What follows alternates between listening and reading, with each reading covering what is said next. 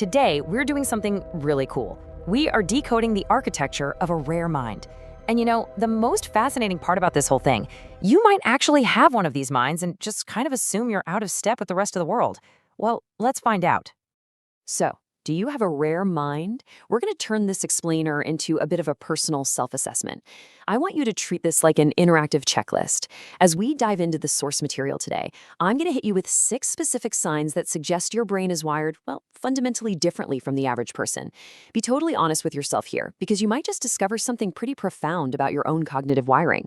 Okay, before we jump in, let's lay down some quick ground rules. You absolutely do not need a perfect score on this. The key thing to remember is what our sources call the rare mind rule. Basically, possessing just 3 or 4 out of these 6 signs is a huge indicator that you aren't like most people. So keep a running mental tally as we go. Remember, you only need to hit that threshold of 3 or 4 to confirm that your mental architecture is genuinely rare. All right, let's kick things off with Section 1, Social Energy and Perception. So here's sign number 1. For a lot of folks, a packed room or a loud, bustling networking event is super energizing. But if you have a rare mind, navigating that crowd literally drains your mental battery. It just feels heavy, right? But then put yourself in total solitude and your mind doesn't power down at all. It boots up. That quiet space is exactly when and where your absolute best ideas tend to strike.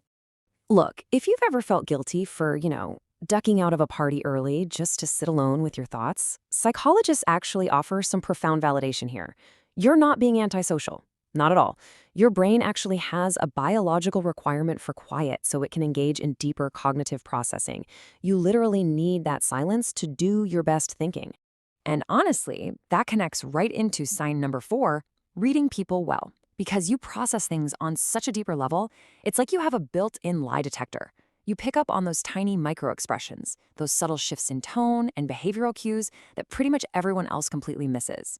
And because of that, to protect your own energy from fake or inauthentic people, you become fiercely selective about who actually gets access to the real you. Moving right along, let's get into Section 2, Deep and Selective Thinking. All right, sign number 2 illustrates a really major psychological divergence. Think about it. When an average person finds an answer to a problem, they stop. Box checked, right? But the rare mind? Oh no. The answer is just the starting line. You don't just want to know that something works. Your brain immediately needs to know why and how it works, down to the nuts and bolts. It can be an exhausting drive, for sure, but it is the exact engine of your brilliance. And that leads us perfectly into sign number 3. Society often slaps the label of lazy on you just because you don't instantly jump into every single task with, blind enthusiasm. But the truth is entirely different. You aren't lazy at all. You are highly selective. You simply refuse to do things blindly. Instead of just rushing headfirst into something, you force a pause. You actually stop and ask yourself, is this even worth doing? If you are constantly calculating your energy expenditure versus the actual value of a task, you're not dragging your feet. Actually, scratch that. You're operating a highly efficient mind. It's literally the exact opposite of laziness.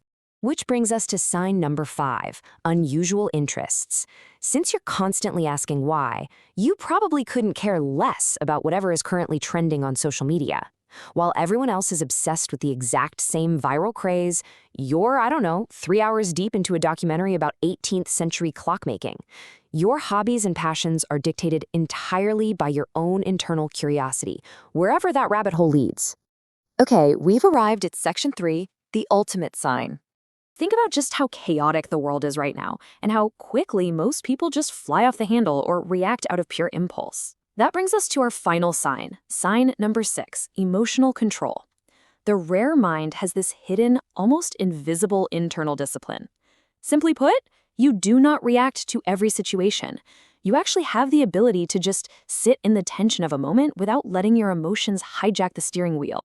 So here's the deliberate 2-step mechanism at work behind that. Step 1, you observe. You just take in the raw data and the reality of the chaos around you. And only then do you move to step 2. You respond. You actively bypass that automatic knee-jerk emotional reaction in favor of a measured, intentional response. And our sources are super clear on this point. This specific type of emotional control, this deliberate gap you create between observation and response, is the ultimate indicator of unseen mental strength.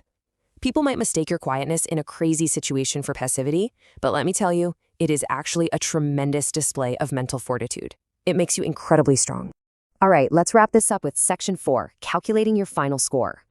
Remember that crucial threshold we talked about earlier?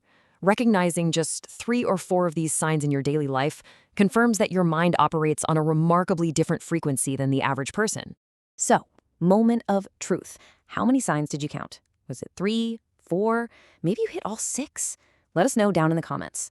But I want you to leave with this final, really powerful thought.